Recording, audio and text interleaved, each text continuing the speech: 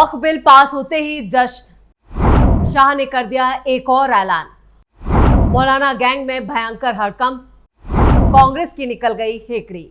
इनको मेरा हुआ ऐसा है कि मैं ही दिखाई पड़ता हूं, तो अभी खड़े होकर माइक चालू कराकर बुलवा दीजिए। मन दंगे हुए थे तो आप लोगों का क्या रोल था, ये जन जाहिर करे। ये घोर आपत्तिजनक है, अपमानित करती है।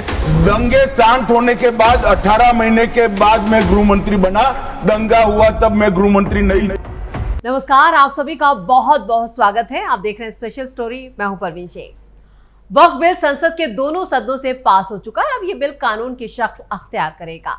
वक्फ संशोधन बिल लोकसभा के बाद राज्यसभा से भी पास हो गया, लेकिन लोकसभा और राज्यसभा में सबसे ज्यादा अगर कोई एग्रेसिव दिखा तो वो थे अमित शाह। वक्फ बिल को लेकर जो रणनीति अमित शाह ने बनाई, उसने विपक्ष के तमाम नेताओं की धज्जियां उड़ाकर रख दी। अमित शाह ने पहले लोकसभा में फिर राज्यसभा में कांग्रेस, सपा, टीएमसी जैसी विपक्षी तमाम पार्टियों को जमकर धोया। लेकिन राज्यसभा में वक्फ पर हुई बहस में कांग्रेस नेता दिग्विजय सिंह ने उड़ता तीर ले लिया और अमित शाह के साथ वो भिड़ गए।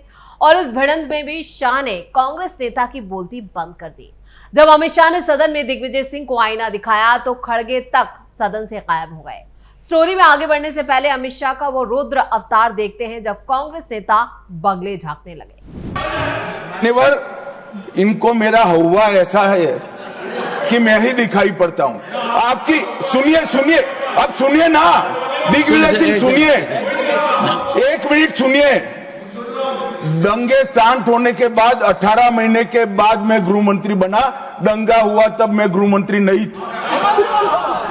राज्यसभा में जब वक्फ बिल पर बहस हो रही थी तो आधी रात को उस वक्त गहमा-गहमी और हड़कंप मच गया जब बीजेपी के सांसद सुधांशु त्रिवेदी बिल पर चर्चा में हिस्सा ले रहे थे। उन्होंने अपने भाषण के दौरान कुछ ऐसा कह दिया जिससे कांग्रेस सांसद दिग्विजय सिंह को मिर्ची लग गई और भड़क गए। विपक्षी सांसदों ने सुधांशु त्रिवेदी के बयान को आपत्तिजनक करार दिया और सभापति से उनकी बातों को कार्रवाई से हटाने तक की मांग करने लगे। इस दौरान दिग्विजय सिंह और केंद्रीय गृह मंत्री अमित शाह में भी जमकर तकरार हो गई। दरअसल दिग्विजय सिंह जब सुधांशु की बात पर आपत्ति जता रहे थे तब अमित शाह ने हालात को संभालने के लिए सदन को वो जवाब दे रहे थे। इसी दौरान दिग्विजय ने गुजरात दंगों का मामला उठा दिया, जिस पर अमित शाह ने उनकी जमकर क्लास लगा दी। मान्यवर, मैं ध्यान से बारीकी से पूरे संवाद को सुन रहा हूं। माननीय सदस्य सुधांशु जी ने दिग्विजय सिंह का नाम नहीं दिया। अब वो खड़े होकर कहे मेरे बारे में कहा, इससे साबित हो गए। और अभी भी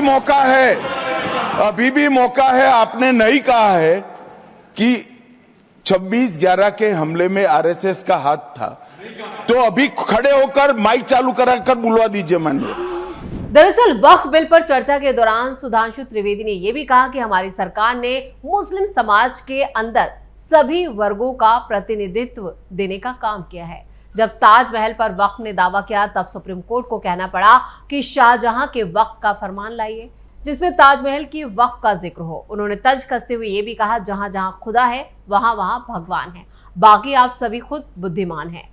उन्होंने अपने भाषण में इशरत जहां, अतीक अहमद, मुख्तार अंसारी तक का नाम लेते हुए ये कह दिया कि ये लोग आज विपक्षी दलों के साथ हैं, जिस पर एनसीपी यानी शरद गुट की सांसद फौजिया खान ने आपत्ति जताई।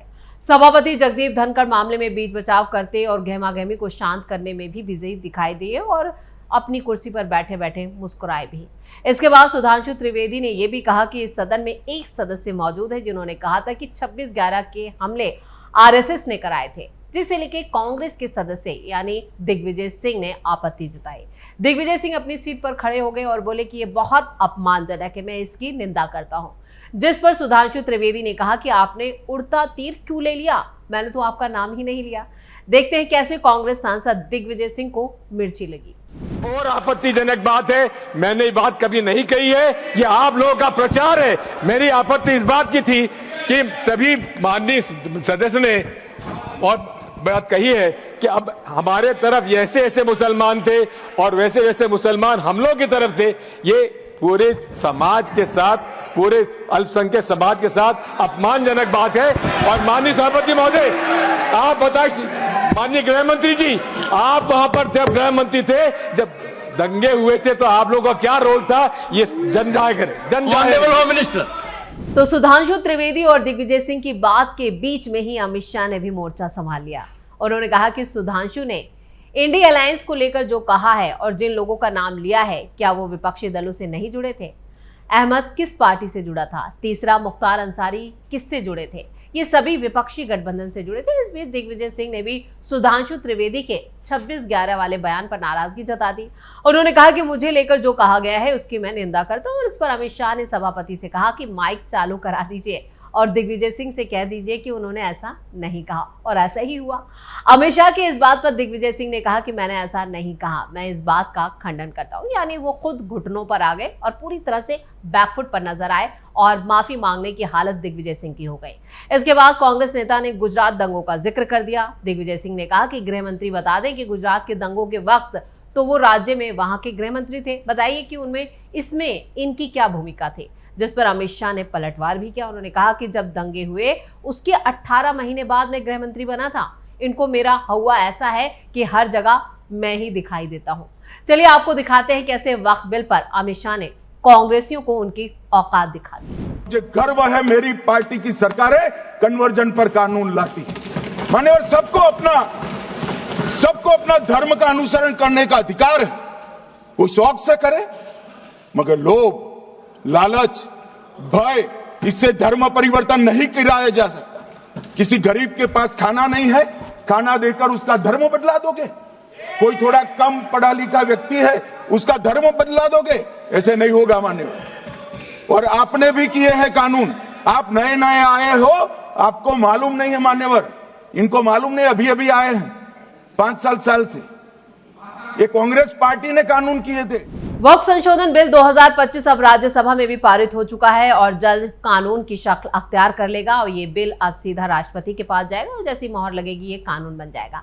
इससे पहले इस बिल को लोकसभा में भी पारित किया जा चुका है। राज्यसभा में बिल के पारित होने से पहले 12 घंटों से ज्यादा की मैराथन चर्चा हुई और इस चर्चा के बाद बिल के पक्ष में 128 वोट पड़े, जबकि 95 सदस्यों ने इसके विरोध में वोट किया। राज्यसभा में इस बिल पर बहस होने के बाद अब इसे राष्ट्रपति के पास भेजा जाएगा और वहां से मंजूरी मिलने के बाद ये कानून बन जाएगा।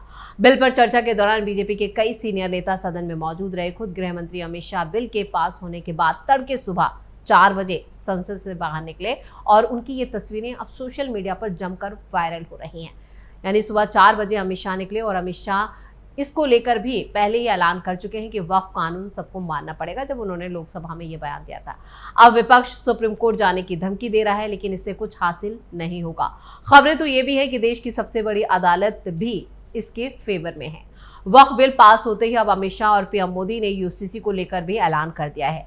वक्फ की कामयाबी के बाद अब बीजेपी अपनी तैयारी अगले कदम की कर चुकी है, यानी वक्फ और के बाद अब वर्शिप एक्ट और यूसीसी ही अगला टारगेट है, जिसको लेकर यहां पर कट्टरपंथियों में हड़कंप मचा है। यानी अमित शाह ने ये पहले ही ऐलान कर दिया था, जब वक्फ बिल लोकसभा में पेश होना था उससे पहले कह दिया था कि अब यूसीसी की बारी है। यानी यूसीसी और वर्शिप एक्ट को लेकर अगली रणनीति तैयार हो चुकी है और ये टारगेट पर है। अब देखना ये होगा कि शाह इसको लेकर कैसे कैसे स्टेप बाय स्टेप आगे बढ़ते हैं। यानी एक बड़ी कामयाबी है, ना सिर्फ बीजेपी, पूरा एनडीए इसको लेकर जश्न मना रहा है। कई मुस्लिम तंजीमें भी इसको लेकर खुश हैं। मुसलमान भी इस बिल के पास होने के बाद काफी खुश नजर आ रहे हैं, लेकिन कुछ कट्टरपंथी जो मुट्ठी भर लोग हैं जिन्होंने वक्फ पर कब्जा कर रखा था, उनके लिए ये यहाँ पर कह सकते हैं एक बड़ा झटका है और ये लोग सड़कों पर उतरने का भी ऐलान कर रहे हैं। इसके साथ साथ कोर्ट जाने की धमकी दे रहे हैं, लेकिन इससे कुछ हासिल नहीं होगा।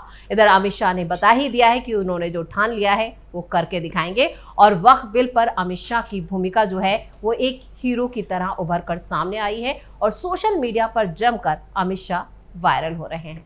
तो स्पेशल स्टोरी में इतना ही। वीडियो कैसा लगा कमेंट करके अपनी राय जरूर दें। वीडियो को लाइक करें, शेयर करें और कैपिटल टीवी को सब्सक्राइब जरूर करें। धन्यवाद।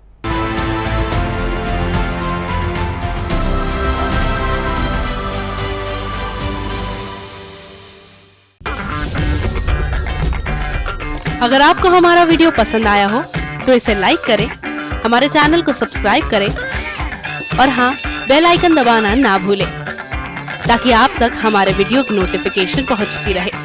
आप अपना सुझाव हमें कमेंट बॉक्स में दे सकते हैं। हमारे साथ जुड़ने के लिए शुक्रिया।